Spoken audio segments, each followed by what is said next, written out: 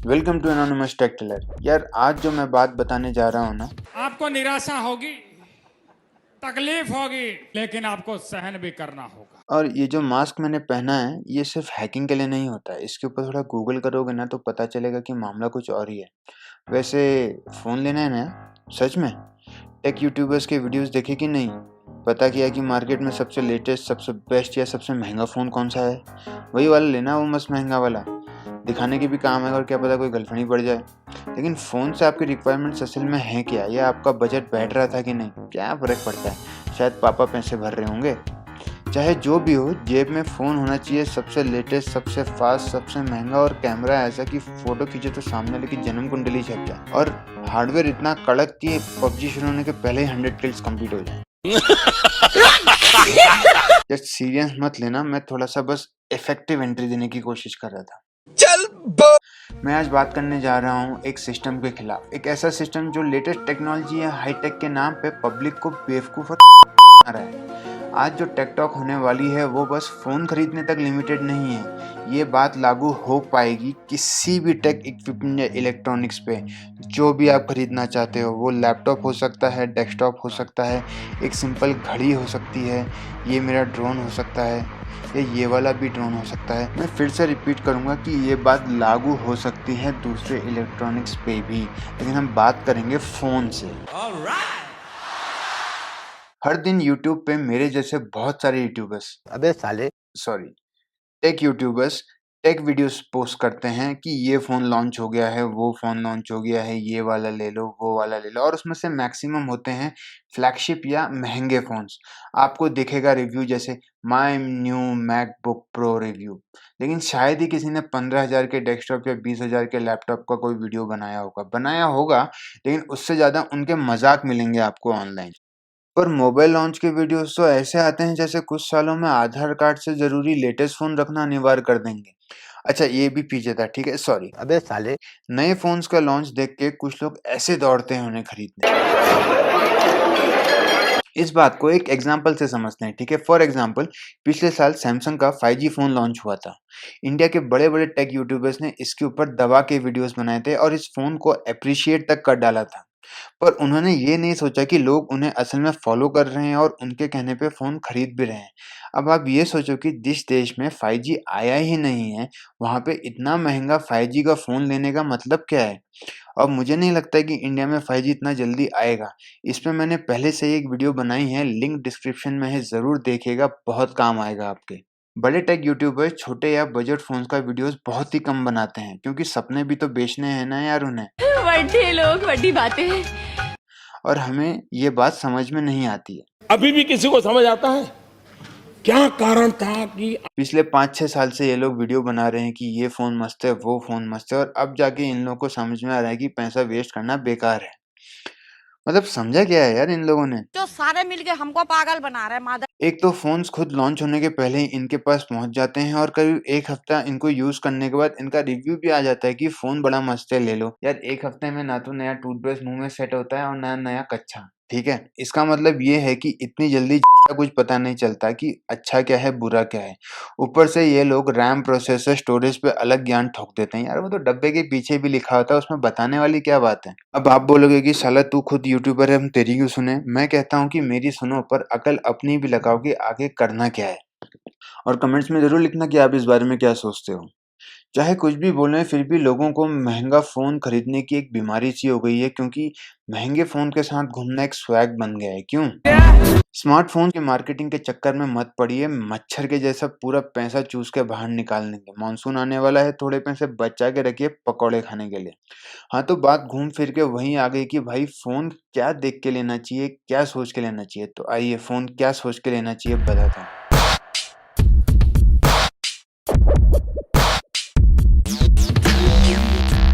कोई भी इलेक्ट्रॉनिक्स या फ़ोन लेने के लिए 2 बातें समझनी बहुत ज़रूरी हैं। पहली बात, किसी ने बड़ा खूब कहा है कि ज़रूरत means necessity is the mother of all inventions.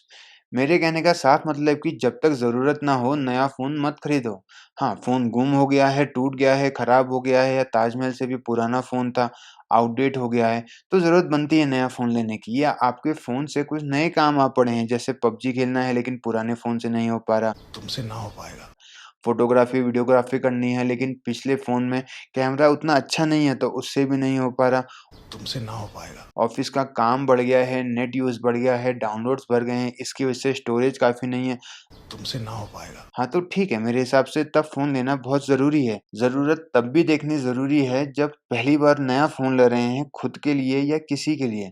मैं नहीं बोल रहा हूँ कि फ़ोन अच्छा नहीं होना चाहिए, मैं बस ये कह रहा हूँ कि फ़ोन आपकी ज़रूरत के हिसाब से होना चाहिए। अब स्कूल के लौंडों को जिनको सिर्फ़ पबजी खेलना है और फ़ोटो खींचनी है, उनके लिए ज़रूरत है इनफ रैम और स्टोरेज की। पर वही फ़ोन अगर आप बुज़ुर्गों को दो जिन्हें बस व्हाट्सऐप से कॉल करनी है, कभी-कभी यूट्यूब देख लेते हैं, उनका हाई रैम या स्टोरेज से मतलब ही नहीं बनता कुछ। तो मतलब जब भी आप कोई फ़ोन लें तो सोच समझ के लें कि उससे आपकी ज़रूरत क्या है। पर कुछ लोगों को ये बात समझ में नहीं आएगी क्योंकि उनको एक शौक लगा है शौक का। भाई शौक बड़ी चीज है। और ये वीडियो इस वजह से उनके लिए नहीं बनी है। इस पे किसी की याद आ गई। फ़ोन या इलेक्ट्रॉनिक्स खरीदने के लिए दूसरी बात जिस पे ध्यान देना वो है ये। हाँ, तो ज़रूरत आ गई है, नया फ़ोन लेना ही है। तो दूसरी सबसे इम्पोर्टेंट चीज़ जो आती है वो है बजट। यार आदमी चाहे कोई भी हो अपनी हर चीज़ का बजट लगता है, भले ही आदमी ये ही क्यों ना हो। आदमी अपने घर का बजट रखता है, दोस्तों के साथ घूमने-फिरने का बजट रखता है, अपने स्टॉक का बजट रखता है। इसी तरह मानो ना मानो जब भी कोई आदमी फ़ोन खरीदने निकलता है, तो अपने फ़ोन पे किए जाने वाले खर्च का भी एक बजट सोच समझ के निकलता है। तो आप भी वही करें। हाल ही में महँगा फ़ोन खरीद के कुछ मतलब नहीं है। अपनी ज़रूरत के हिसाब से फ़ोन का बजट सेट कुछ इस तरह करिए कि आपकी फ़ाइनेंशियल कंडीशन कुछ ज़्यादा अनकंडीशन ना हो जाए। मतलब उधार लेके भी फ़ोन लेने का क्या मतलब यार? अब आप बोलोगे ईएमआई तो भाई इसमें थोड़ा ध्यान देना कहीं ऐसा ना हो कि आप ओरिजिनल कॉस्ट प्राइस से कुछ ज़्यादा ही प्राइस भर रहे हो। तो अब आते हैं किसी भी फ़ोन या टेक्नोलॉजी खरीदने के तीसरे पॉइंट पे। तो अब ज़रूरत सेट है और बजट भी सेट हो गया है। तो जाइए फ़ोन लेके आ जाइए। इसमें कोई थर्ड पॉइंट नहीं है। सच बोलूँ तो अगर आपने अपनी ज़रूरत या बजट वाले पॉइंट को अच्छे से समझ लिया तो यही इनफ है ये समझने के लिए कि आपके लिए कौन-सा फ़ोन सबसे बेस्ट रहेगा। हाँ, अगर आपके पास दबा के आलू हैं तो शायद आपको बजट की कोई प्रॉब्लम तो नहीं आनी चाहिए। इस साइड से आलू घुसेगा, उस साइड से सोना निकलेगा। अब आप बोलोगे कि भाई मॉडल का क्या, रैम का क्या, प्रोसेसर का क्या, स्टोरेज, स्क्रीन, बैटरी लाइफ क्या है जरा आप सुनाइए मुझे। तो ये बात समझाता हूँ अच्छे से समझना क्योंकि कुछ लोगों को उम्र तो बढ़ती है लेकिन समझ नहीं बढ़ती है, तो समझने में बड़ी देर लग जाती है। चीजें समझने में बड़ा समय जाता है। कुछ लोग तो समय बीतने के बाद भी चीजें समझ नहीं पाते। जब आप अपना बजट लेके कोई भी फ़ोन लेने जाओगे तो रैम, स्टोरेज, कैमरा देख के आप ज़्यादा से ज़्यादा अपना बजट 2 से 3,000 तक इंक्रीज़ करोगे, इससे ज़्यादा नहीं। इसका ये मतलब हुआ कि आप लो प्राइस रेंज से मिड प्राइस रेंज या मिड प्राइस रेंज से हाई प्राइस रेंज फ़ोन्स में नहीं जाओगे और ना ही रैम के चक्कर में 20,000 के फ़ोन के बजाय 1 लाख का फ़ोन खरीद के ले आओगे। आपके ज़रूरत के हिसाब से जो बजट आपने सेट किया है, उस बजट के रेंज में आपको बहुत सारे ब्रांड्स, बहुत सारे मॉडल्स और बहुत सारे हार्डवेयर कॉन्फ़िगरेशन, स्पेसिफ़िकेशंस, अलग-अलग फ़ीचर्स के ऑप्शंस मिल जाएँगे, जो आप आराम से चूज़ भी कर पाएँगे और सैटिस्फाइड भी हो जाएँगे। ये बात तो मैं भी मानता हूँ कि अगर आज हम कोई फ़ोन लेते हैं, तो हमको फ़ोन कुछ इस तरह से लेना चाहिए कि वो आगे के 3 से 4 साल तक भी हमारे काम आ सके। तो एक अच्छा कॉन्फ़िगरेशन कैसे होना चाहिए फ़ोन के लिए, RAM, storage, battery life, screen, process वगैरह को देखते हुए आइए डिस्कस करते हैं। वैसे तो हर मॉडल में सब कुछ नहीं मिलता, लेकिन फिर भी इसमें बात करने में कुछ जाता नहीं है। तो सबसे पहले देखते हैं रैम। आज के टाइम के लिए 4 से 6 जीबी तक का रैम काफ़ी है किसी के भी यूसेज के लिए। 4 जीबी ही काफ़ी है एक्चुअली, लेकिन पबजी खेलने वालों के लिए 6 जीबी एकदम मस्त रहेगा। रेडमी नोट 8 प्रो जैसे फ़ोन जो कि 15,000 के हैं, उनमें आराम से 6 जीबी रैम मिल जाता है। लेकिन अगर आप ओप्पो रेनो 2 जैसे फ़ोन पे जाएँ जो कैमरा फ़ोन है, वो है 30,000 के, पर उनमें मिलता है सिर्फ़ 8 जीबी रैम। तो मतलब 6 जीबी रैम 15,000 का और 8 जीबी रैम 30,000 का, ये कोई समझदारी वाली बात नहीं लगती है। आते हैं स्टोरेज पे। स्टोरेज की इतनी टेंशन लेने की ज़रूरत नहीं है। बजट के हिसाब से हर मॉडल में आपको ठीक-ठाक स्टोरेज मिल जाएगा। पर ये ना भूलें कि एक्सटर्नल स्टोरेज नाम की भी कोई चीज़ होती है। मिड रेंज प्राइस में इंटरनल स्टोरेज आपको 32 जीबी से 64 जीबी तक आराम से मिल जाएगा, जो कि इनफ है। अगर आपको उससे आगे बढ़ानी है तो आप अपने एसडी कार्ड ऐड करके अपनी स्टोरेज और बढ़ा सकते हैं। Battery life. अब बैटरी हो सके तो दिन भर चलाने लायक होनी चाहिए। जब फ़ोन खरीदने जाओ तो अवेलेबल ऑप्शंस में कौन-सा मॉडल ज़्यादा मिली एम्पियर देता है वो आपको देखना पड़ेगा। वैसे 4500 मिली एम्पियर मिले तो ठीक रहेगा। स्क्रीन, भाई स्क्रीन ऐसी लो जो जेब में हो या जहाँ आप उसे फिट करना चाहते हो वहाँ आ जाए। ऐसा ना हो कि कान पे फ़ोन लगाया है, लकड़ी का फट्टा समझ में ना आ रहा हो देखने वालों को। एलसीडी और अमोलेड में से हो सके तो अमोलेड स्क्रीन चूज़ करें, लेकिन स्क्रीन लेने के लिए गेमर्स के लिए सबसे इम्पोर्टेंट होता है स्क्रीन का रिफ्रेश रेट। तो अगर हो सके तो अमोलेड स्क्रीन में हाई रिफ्रेश रेट वाला स्क्रीन मिले तो ज़्यादा अच्छा रहेगा। अब आते हैं प्रोसेसर पे। प्रोसेसर के लिए 2 चीज़ें बोलूँगा, सोचो क्या? क्या है ज़रा सुनाइए मुझे? पहली बात ये कि स्नैपड्रैगन 865, 5000, 10 लाख मिलियन ये सब फलाना ठिकाना सोचना छोड़ दीजिए। बहुत कम लोग प्रोसेसर देख के फ़ोन लेते हैं और ज़रूरत भी नहीं है इस पे इतना सोचने की। हेक्सा क्वाड, एक्स्ट्रा वगैरह की टेंशन लेने की कोई ज़रूरत नहीं है। जब आप अपने बजट से एक फ़ोन चूज़ करोगे तो उस फ़ोन का हार्डवेयर और सॉफ्टवेयर जो भी हो, मोस्टली प्रोसेसर उनके लिए इनफ मिलेगा आपको उस फ़ोन में। हद से ज़्यादा कोई भी चीज़ ठीक नहीं होती है। ये चीज़ ले लीजिए स्नैपड्रैगन 5G के लिए, क्योंकि जिस देश में 5G है ही नहीं और ना ही 5G फ़ोन है, वहाँ पर 5G का प्रोसेसर साथ लेके घूमने से क्या फ़ायदा? पड़ोसी देश का कर्जा ही देख लो, वो भी बहुत हद से ज़्यादा हो रखा है। फिर भी प्रोसेसर चूज़ करना ही है तो उसकी स्पीड देख के करिए, जो कि होती है गीगाहर्ट्ज़ में। जितने ज़्यादा गीगाहर्ट्ज़ होंगे, उतना फ़ास्ट आपका प्रोसेसर होगा, तो उतना फ़ास्ट आपके फ़ोन में प्रोसेसिंग हो पाएगी, भले ही वो गेमिंग के लिए हो या फ़ोटोग्राफ़ी के लिए हो या फ़ाइल एक्सेस के लिए हो। मिड रेंज फ़ोन्स में जो कि 10 से 20,000 तक के हैं, में आपको प्रोसेसर 1.5 गीगाहर्ट्ज़ से 2 गीगाहर्ट्ज़ तक की स्पीड वाले मिल जाएँगे, जैसे MediaTek Helio G90T, Exynos 9609, Snapdragon 712।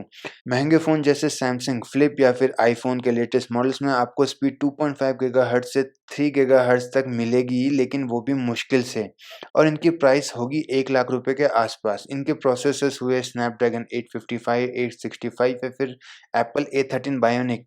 यार मतलब इस पे इतना सर खपाने की ज़रूरत नहीं है और ना ही इतना पैसे लगाने की कोई ज़रूरत है एक नॉर्मल यूज़ के लिए। अब आता है सबका चहेता टॉपिक कैमरा।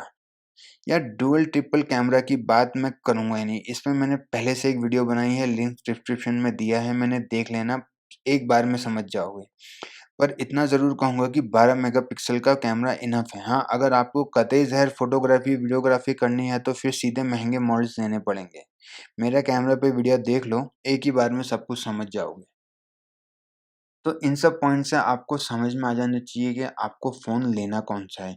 अब आई बाकी की चीज़ें जैसे फिंगरप्रिंट लॉक हो गया, टाइप ऑफ पोर्ट हो गया, डुअल सिम कार्ड है कि नहीं, एक्सटेंडेबल मेमोरी कितनी है, तो इन सब पे इतना फ़र्क नहीं पड़ता है। और भाई अभी ये भी मत बोलना कि ऑपरेटिंग सिस्टम के बारे में नहीं बोला, 2 ही तो हैं एंड्रॉयड और आईओएस। अब देख लेना बजट क्या बोलता है। वैसे भी एंड्रॉयड और आईओएस में ज़्यादा डिफरेंस रहा नहीं, क्योंकि एप्पल ने भी अपने फ़ोन्स निकाले हैं 15 से 16,000 रुपए के बजट के आसपास। तो ये अब आपके ऊपर है कि आप कौन-सा चूज़ करना चाहते हैं। पर्सनली मुझे एंड्रॉयड पसंद है, क्योंकि एंड्रॉयड में आपको बहुत सारी चॉइसेस मिलती हैं, आप एंड्रॉयड को अपने हिसाब से कस्टमाइज़ कर सकते हैं। या फिर भी आप थोड़ी-सी अकल ज़रूर लगाएँ। तो आपने देखा कि जैसी ज़रूरत वैसा सेट बजट और फिर उसके अकॉर्डिंग फ़ोन या कोई भी इलेक्ट्रॉनिक्स। इसमें इतना सवाल-जवाब या वीडियोज़ देखने की ज़रूरत नहीं है। हाँ, थोड़ी-सी रिसर्च पक्का करनी चाहिए कि आजकल क्या प्राइसेस चल रहा है, सॉफ्टवेयर कौन-सा नया आया है, हार्डवेयर के प्राइसेस आसमान छू रहे हैं कि नहीं, ये सब थोड़ा-सा आपको पता होना चाहिए। मैं बस इतना बोलूँगा कि आँख बंद करके झूठी मार्केटिंग में ना फँसें। फ़ोन कंपनीज़ हर हफ्ते नए फ़ोन लॉन्च करते रहेंगी, क्योंकि शो मस्ट गो ऑन, उनको अपनी कमाई करनी ही है। बेकार में फ़ोन अपग्रेड ना करें, ना नया महँगा फ़ोन लें। पैसा वेस्ट करोगे बस। याद रखिए कि आपके फ़ोन को आपके हिसाब से परफ़ॉर्म करना है। ऐसा ना हो कि गलत फ़ोन लेने की वजह से आप परफ़ॉर्म कर रहे हैं अपने फ़ोन के लिए। अपना टाइम और पैसा वेस्ट मत कीजिए।